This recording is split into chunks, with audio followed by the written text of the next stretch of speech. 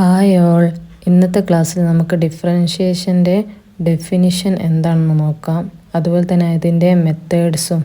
Differentiation എന്താന്ന് പറഞ്ഞാൽ a change in a parameter or a variable with respect to a parameter or a variable. അതായത് നമുക്കൊരു function തന്നു y = f(x) എന്ന് പറഞ്ഞ്. എക്സ് എന്താണ് ഇവിടെ? ഇൻഡിപെൻഡൻറ്റ് വേരിയബിളാണ്. y എന്താണ്? എക്സിനെ ഡിപ്പെൻഡ് ചെയ്യുന്നൊരു ഫങ്ഷനാണ്. വിത്ത് റെസ്പെക്ട് ടു എക്സിൽ വൈക്ക് ഉണ്ടാകുന്ന ചേഞ്ചിനെയാണ് നമ്മൾ dy/dx എന്ന് പറയുന്നത്, അല്ലെങ്കിൽ f'(x) എന്നും പറയും. നെക്സ്റ്റ് നമുക്ക് ടിയിൽ എക്സ്പ്രസ് ചെയ്തിരിക്കുന്ന അനദർ ഫങ്ഷൻ z നമുക്കെടുക്കാം. വിത്ത് റെസ്പെക്ട് ടു ടിയിൽ ഇസെറ്റിനുണ്ടാകുന്ന ചേഞ്ചിനെ നമ്മൾ എങ്ങനെ ഡിനോട്ട് ചെയ്യും? dz/dt. dz/dt is equal to f'(t), where z and t are variables or parameters. t is independent and z is dependent to t. ഇവിടെ നമ്മൾ മനസ്സിലാക്കുക, നമുക്ക് കിട്ടുന്ന dz/dtൻ്റെ വാല്യൂവിനെയാണ് നമ്മൾ ഡെറിവേറ്റീവ് എന്ന് പറയുന്നത്. ഇപ്പോൾ നമ്മൾ മനസ്സിലാക്കിയത് ഡിഫറൻഷിയേഷൻ്റെ ബേസിക് കോൺസെപ്റ്റ്സ് ആണ്. നമുക്കൊരു ക്വസ്റ്റ്യൻ തന്നാൽ നമ്മൾ ഏത് മെത്തേഡ്സാണ് നമ്മൾ യൂസ് ചെയ്യുക? അതിനായി നമുക്ക് 6 ടൈപ്സ് ഓഫ് ഡിഫറൻഷിയേഷൻ്റെ മെത്തേഡുണ്ട്.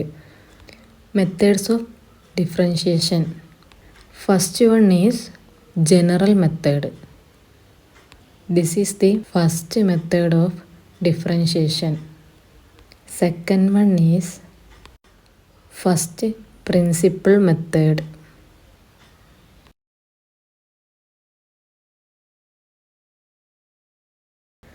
Third one is chain rule. ഇത് ഇമ്പോർട്ടൻ്റ് ആയിട്ടുള്ളൊരു മെത്തേഡാണ്. Fourth one is product rule. Fifth one is cohesion rule.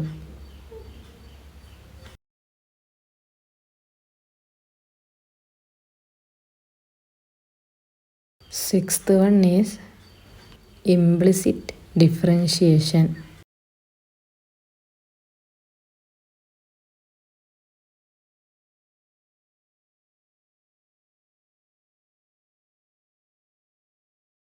അപ്പോൾ നമുക്കൊരു ക്വസ്റ്റ്യൻ തന്നാൽ ഡിഫറൻഷിയേഷൻ ചെയ്യാൻ വേണ്ടിയിട്ട് 6 മെത്തേഡാണുള്ളത്. First one general method, second first principle method, third one chain rule, fourth one product rule, fifth one quotient rule, sixth one is implicit differentiation. So നമുക്ക് first മെത്തേഡായ general method എന്താണെന്ന് നോക്കാം. അതിൻ്റെ definition y = f(x) is equal to x⁴n or x⁻n. ഇവിടെ നമുക്ക് നോക്കിയാൽ അറിയാം y എങ്ങനെയാണ് കിടക്കുന്നത്? എക്സിൻ്റെ പവർ ആയിട്ടാണ്. ഇങ്ങനത്തെ ക്വസ്റ്റ്യൻ വരുമ്പോൾ yയെ നമ്മൾ എങ്ങനെയാണ് ഡിഫറൻഷ്യേറ്റ് ചെയ്യുക? dy/dx is equal to multiply by power into subtract 1 from power. അതായത് n into x⁻n-1.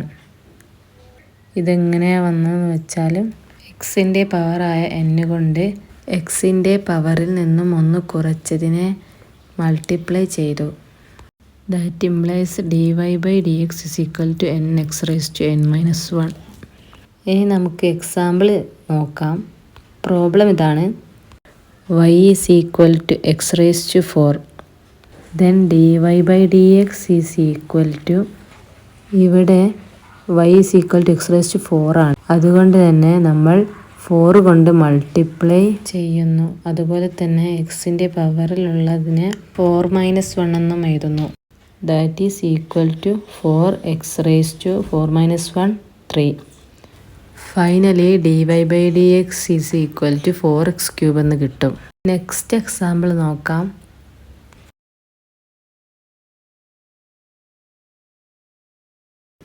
y is equal to x⁴ - xx³ plus 4x² minus 4x plus 11.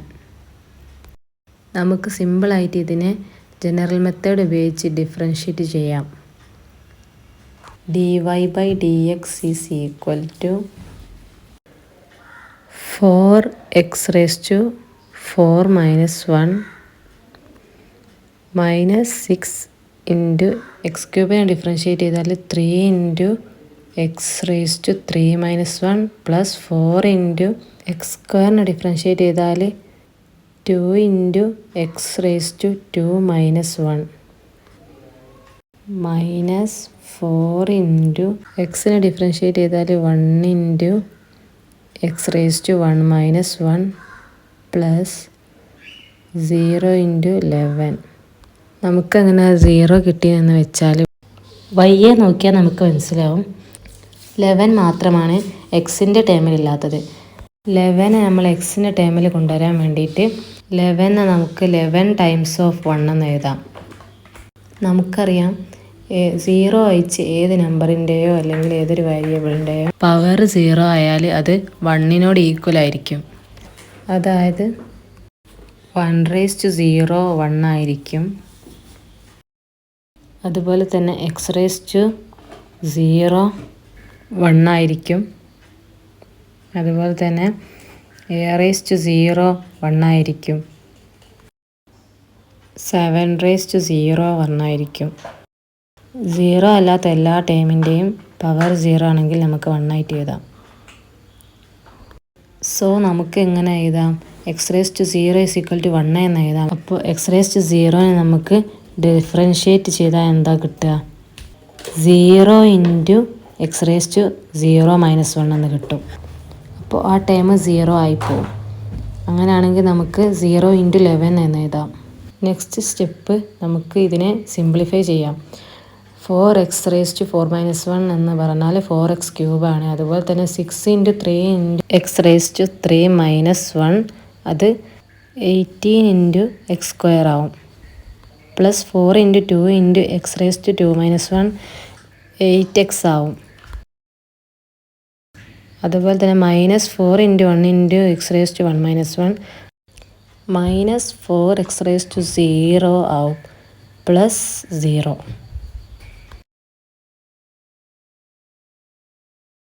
That is equal to 4x³ minus 18x² plus 8x minus 4. So നമുക്ക് dy/dx എന്താണെന്ന് കിട്ടി. വരും വീഡിയോകളിൽ നമുക്ക് remaining മെത്തേഡ്സും അതിൻ്റെ എക്സാമ്പിൾസും നോക്കാം.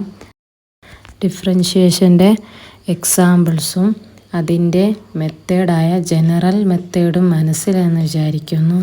So next വീഡിയോയിൽ കാണാം. ബൈ.